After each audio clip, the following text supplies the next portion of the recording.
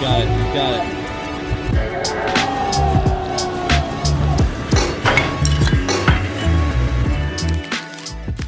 Welcome back to The Pickup, Stab and Van's occasional variety show shot on location on the North Shore. In this episode, we find out if the Kauai Groms touted as the next Bruce and Andy have what it takes out at Pipe. Dr. Cliff Capono myth busts morning sickness. We check back in with Noah Dean to see if he can handle his dad's 70s era single fin at sunset. And we meet former military member and Van's Pipe Masters finalist, Kaulana Apo. I'm Cori Stevens, and I'm here with my wonderful co-host, Dylan Graves. We also have a special guest joining us for this episode, Nathan Florence. Welcome. How are you? Good, how are you? Good. And the crowd goes wild. How you doing, Nate? Good. Been a crazy week though, right? It's been a crazy week of injuries for a bunch of different surfers, but also just crazy week of swell. Carnage. Jaws, Waimea, the eddy was on, the eddy was off, the shootout was on, the shootout was off. Everyone went to Jaws, flew back, and then the shootout was on, and it was like one of the craziest pipe days ever. It's been a whirlwind. What happened to your back? Was it the crazy drop? Paddled out to Jaws, right, and just the goal out there was to get the best wave you can get. And The wave of the century. Yeah, for me it was like I've been trying to get this certain wave for like 3 or 4 years it feels like, and I've had like 3 or 4 really big wipeouts trying it. Jaws was as good as it gets. We wake up, it's dead winds at Jaws, which unheard of. It's always that hard offshore wind, and it was 25 foot and it was barreling. And I was like, this is the day. Like, thought I had learned to not put the blinders on and go on anything that comes in. Thought I had better decision making.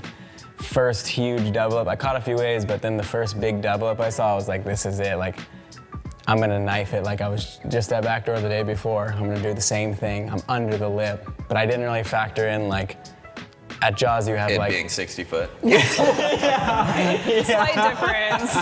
I was gonna say the extra 4 foot of board behind me, but yeah, that too.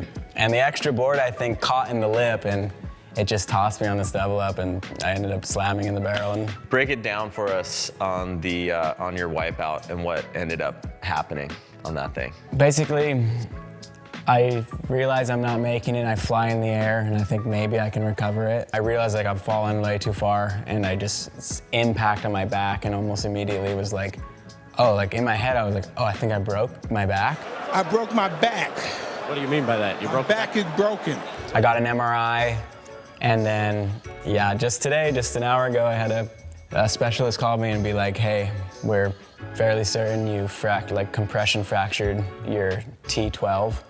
Everything is in its structure, just has a crack in it. So That's good. That's what you want, I guess. If you, the ideal situation in a broken back. Yeah. So, injury accounted for, I'm guessing you're out of the Vans Triple Crown of Surfing this year. I think, yeah, I'm pretty sure I'm out. I have 2 submissions in from Pipe too, so I was like getting there, and now I'm just cooked, so. yeah, I saw you were pretty up there. I think Ivan's in first and you were in second. No the last way. I checked, yeah. Our waves were scored. Yeah, your I waves didn't were know. scored, yeah. I knew Ivan had better waves than me. He had some gotcha. crazy waves this week. Oh, I'm so psyched. Well, so now that both you and John are out of the event, who do you think is in the running to win it? I'm hoping Ivan wins it now. But yeah, he's gonna have to go to Hollywood and Sunset and do some work, which he was there the last 2 days, so I have to call him and see if he got some clips, but I'm hoping he got some stuff. Yeah, it's like a Triple Crown marathon. Really? I think everyone's feeling pretty taxed at this stage. The amount you surf and the amount of locations you surf in a single day to try and stack these clips is so gnarly because you're going, hey, let's time the window at Pipe.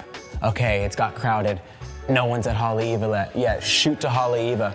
Surf a horrible grindy session at Haleiwa. It gets packed, you're like, to Sunset! You go to Sunset, you're doing the Triple Crown in a single day and you're just getting worked. It's super fun because you get excited to surf waves you normally aren't psyched to surf. For me personally, like, I'm not like just dying to go surf Sunset, but I'm getting into it because I'm competitive and I want to go time my window right and get my score, so.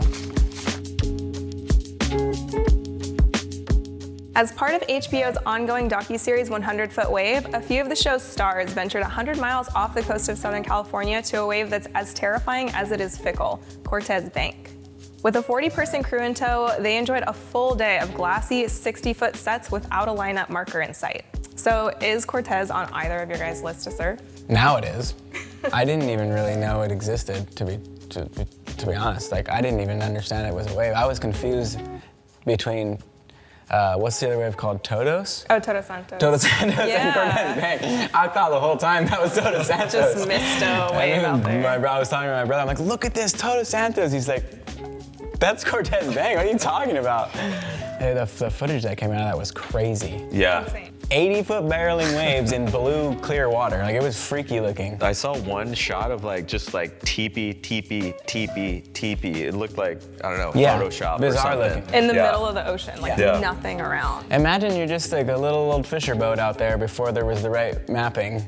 All of a sudden, you're in the 100-foot wave documentary. I get why there's legends of just dragons and sea demons Right? taking You see out one of those, you're like, boats. of course. That would if you didn't know what was going on and that thing just popped out of nowhere, you're like, it's dragon. That was it, I saw it. This week, Kelly Slater reportedly declined a personal invite to spend another day on the golf course with former President Barack Obama, opting to surf pumping pipeline instead. Would you guys blow off Obama to surf pipe? I feel like Obama would respect you more afterwards. I think You're so, like, too. You know what? That's kind of sick. I've never been blown off before. What's Yeah. pipeline? Yeah, what's that like? I'll come down. Dude's mind gaming Obama. Before Katie Simmers makes her long-awaited debut on tour, the 17-year-old decided to release her profile film, Toasted, which premiered in San Diego this week. Toasted follows Katie and her crew of Gen Z heroines through Mexico, Indo, Europe, and beyond. And Stab Premium members can catch it on stabmag.com January 23rd. Katie's definitely one of the most exciting up-and-coming surfers, period. And I actually just surfed with her on that swell when I flew back on the West Coast. And she was kind of smoking everybody. I'd be excited to see what she's done in the film as far as aerial surfing, and I seen her in the Stab High with Sierra Kerr, and they're all pushing each other, so I'd be psyched to see some of those clips. The 2023 Dahui Backdoor Shootout wrapped up over the weekend, but not before seeing incredible surfing, serious injuries, countless broken boards, and what some surfers are calling best ever conditions for the event. So it was just a crazy, that's what, just us not even knowing shows how crazy of a day it was, how consistent it was. 10-foot pipe as good as it gets, that consistent. And I feel like that too was a big part of why there were so many injuries in a single event. You put 4 guys out, and it's that consistent where they're getting back out in the lineup. As soon as they get there was another set coming in. No one catches that many waves at pipe ever on a normal crowded day. Right, in a 30-minute window, every guy in the heat catches 5, 6 waves. Your odds of getting hurt and slamming are so much higher when you're catching that many waves at a wave like pipe.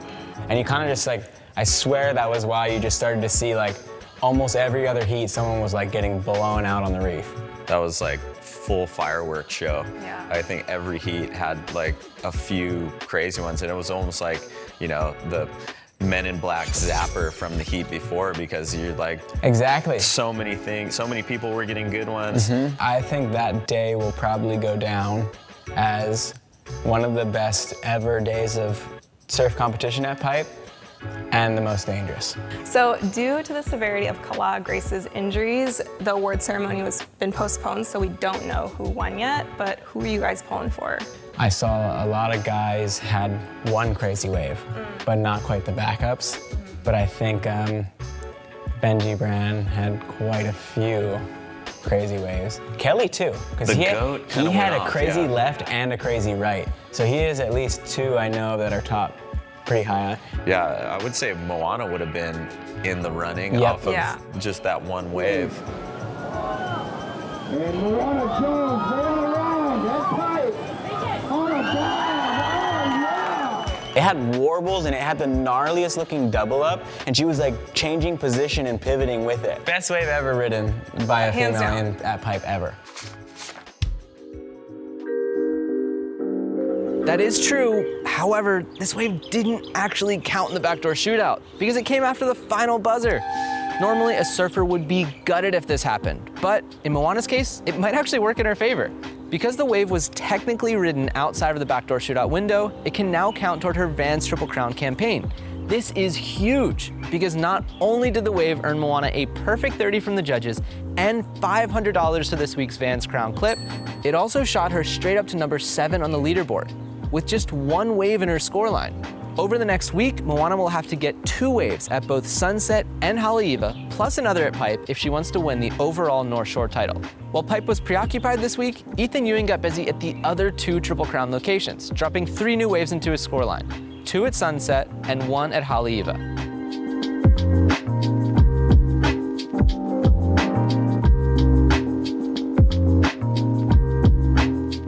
Out of these 3 waves, Ethan earned 77.2 out of a possible 90 points, or nearly 26 points per wave, which is the highest average performance of any surfer on the men's side of the draw. Despite missing 3 waves in his scoreline, Ethan is sitting 3rd on the men's leaderboard behind the indefatigable Thomas Hermes and our current leader, Mikey February. The South African nabbed this week's male crown clip courtesy of his timeless tube-to-turn combo at Sunset.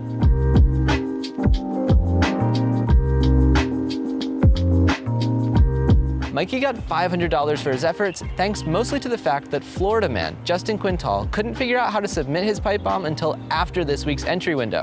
And if you're wondering why Justin looks so comfortable on a board over 8 feet, well, he's a longboarding world champ. From the other side of the Atlantic, we saw an all-too-casual approach on this gaping roll-in from Seb Smart. The Englishman copped a mild shiner for his indolence. Not smart, Seb.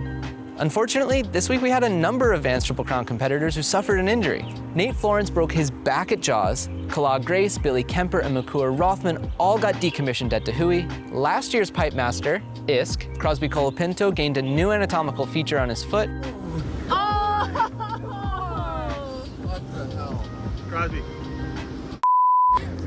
And Harry Bryant got Mike Tyson by his surfboard, nearly losing an ear in the process. The women are faring a whole lot better this season. Birthday girl Zoe McDougall still has a firm hold of the lead thanks to a deliberate and dedicated approach across all 3 venues. Averaging roughly 20 points per wave, Zoe will have to fight off a 3-pack of C tiers if she wants to maintain her lead come the end of the Vans Triple Crown window. As it stands, Brisa Hennessy, Gabriella Bryant, and 2-time defending champ Carissa Moore all need scores at multiple locations if they want to take the win. The Vans Triple Crown window closes on January 23rd, and there's plenty of swell on the way for the last week of competition. We're looking at a potentially clean pipe swell on Friday and an XXM swell on the 22nd and 23rd. Johnny, get your gun.